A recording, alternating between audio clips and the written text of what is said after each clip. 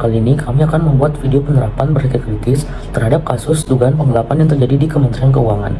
Tugas ini adalah untuk memenuhi ulangan akhir semester kami atau ujian akhir semester kami di mata kuliah soft skill. Yang pertama, yaitu ada dapat mengkategorikan klaim-klaim yang terkandung dalam kasus. Dalam kasus ini ada 6 klaim. Yang pertama, klaim itu adalah ada transaksi janggal senilai 300 triliun di Ditjen Pajak dan Bea Cukai yang melibatkan 460 orang lebih. Yang kedua, ada klaim faktual. Klaim faktualnya yaitu transaksi mencurigakan 300 triliun ini di lingkungan Kementerian Keuangan, Kemenko, khususnya Direktorat Jenderal Pajak dan Direktorat Bea Cukai, diperkirakan akumulasi laporan sejak tahun 2009 sampai tahun 2023. Yang ketiga, ada klaim nilai. Klaim nilainya itu adalah penggelapan uang tersebut terjadi selama bertahun-tahun yang membuktikan buruknya sistem pemerintahan keuangan Indonesia dan yang mana hal tersebut merugikan rakyat. Yang keempat, ada klaim faktual deskriptif. Klaim faktual deskriptifnya yaitu pencucian uang merupakan termasuk ke dalam penyalahgunaan kekuasaan oleh pejabat Kementerian Keuangan, Kemenko, khususnya Direktorat Jenderal Pajak dan Direktorat Bea Cukai. Yang kelima, ada klaim subjektif. Klaim subjektifnya adalah Mahfud mengatakan uang yang sama berputar 10 kali secara aneh dihitungnya hanya 2 atau 3 kali, padahal perputarannya berkali-kali. Misal, saya kirim ke Ivan kirim ke sekretarisnya kirim ke saya lagi. Contohnya seperti itu. Lalu ada klaim objektif. Klaim objektifnya adalah tindak pencucian uang lebih berbahaya daripada korupsi karena bisa berkamuflase sebagai badan usaha untuk mengelabui pemeriksaan. Identifikasi. Apakah sumber berita kasus transaksi janggal 300 triliun di Kemenku tersebut valid? Valid, karena disampaikan langsung oleh orang yang berwenang, yaitu Menteri Koordinator Politik, Hukum, dan Keamanan. Mahfud MD menyatakan transaksi mencurigakan 300 triliun di lingkungan Kementerian Keuangan, khususnya Direktorat Jenderal Pajak dan Direktorat Bea Cukai adalah akumulasi laporan sejak 2009 sampai 2023. Pemberitaan kasus penggelapan pajak ini didasari kecurigaan Menteri Koordinator Politik, Hukum, dan Keamanan yang disampaikan oleh Mahfud MD. Menurutnya, transaksi senilai 300 triliun telah menimbulkan red flag. Sejak tahun 2009, lebih dari 160 laporan yang melibatkan lebih dari 460 individu yang telah diajukan, namun karena kurangnya pembaruan dan informasi tanggapan atas kasus ini, namun situasinya tetap tidak terselesaikan. Kasus yang kami analisis ini logis, karena yang pertama disampaikan oleh orang yang berwenang, yaitu Menteri Koordinator Politik, Hukum, dan Keamanan, yaitu Mahfud MD. Dan kedua, yaitu data yang diperoleh merupakan data dari Pusat Laporan dan Analisis Transaksi Keuangan PPATK yang merupakan pihak yang berwenang memeriksa data keuangan. Ketiga, data yang diperoleh senilai 300 triliun berdasarkan akumulasi dari tahun 2009 sampai 2023, sehingga mungkin yang terlibat banyak, oleh karena itu nominalnya cukup besar. Berdasarkan proses identifikasi dan analisis yang telah kami lakukan terhadap kasus ini, dapat kami ambil evaluasinya, yaitu kasus ini merupakan kasus yang valid. Argumen yang terdapat dalam kasus ini mengandung pemikiran yang kritis atas pertimbangan beberapa hal. Kasus yang terjadi juga dapat diterima sebab kasus ini disampaikan oleh yang berwenang dan juga karena kasus ini merugikan negara dan warga negara, jadi publik mempercayainya dan menginginkan kasus ini diusut tuntas hingga kedepannya korupsi, penggelapan, ataupun pencucian uang dapat diatasi.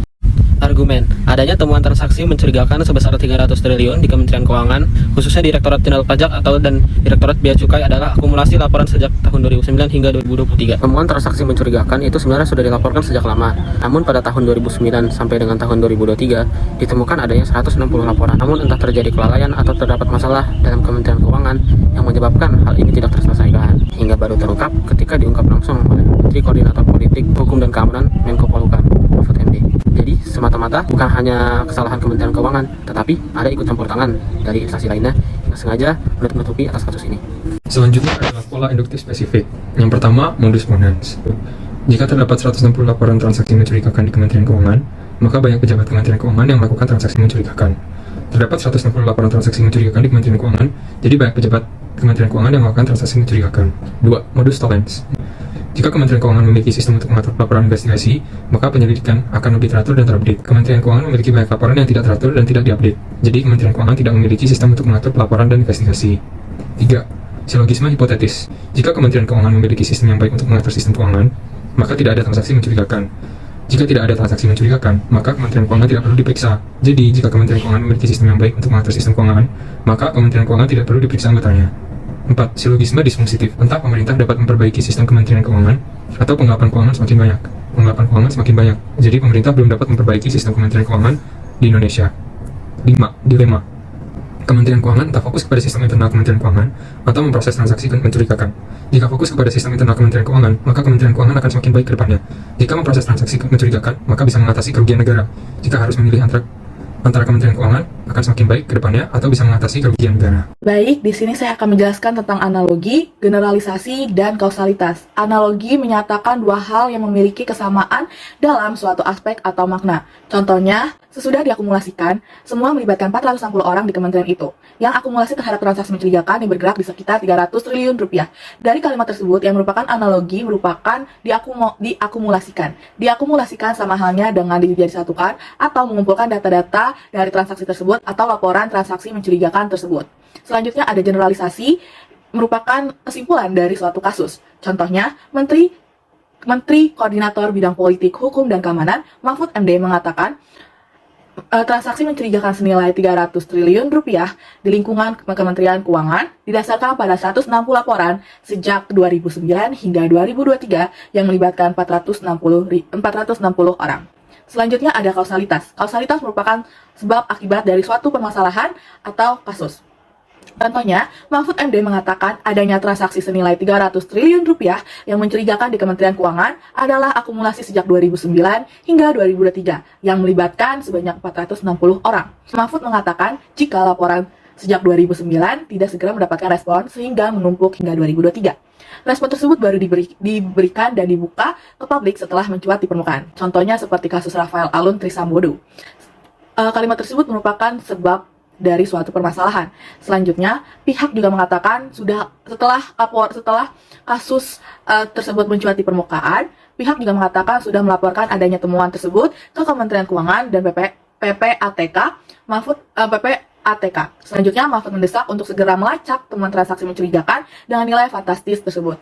Dari kalimat tersebut merupakan akibat dari suatu sebab permasalahan yang ada. Saya akan menjelaskan tentang kesesatan berpikir secara informal. Yang pertama adalah argumentum ab verecundium atau tidak memiliki kredibilitas.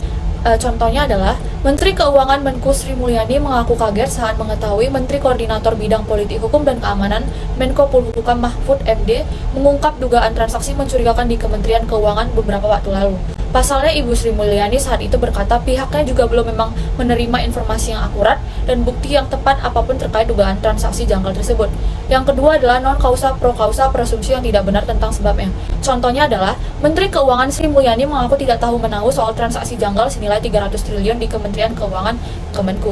Namun di hari itu Sri Mulyani menyatakan Kemenku sudah menerima surat dari Pusat Pelaporan dan Analisis Transaksi Keuangan atau PPATK terkait laporan tersebut. Hanya saja ia tidak menemukan angka 300 triliun seperti yang disampaikan oleh Mahfud MD.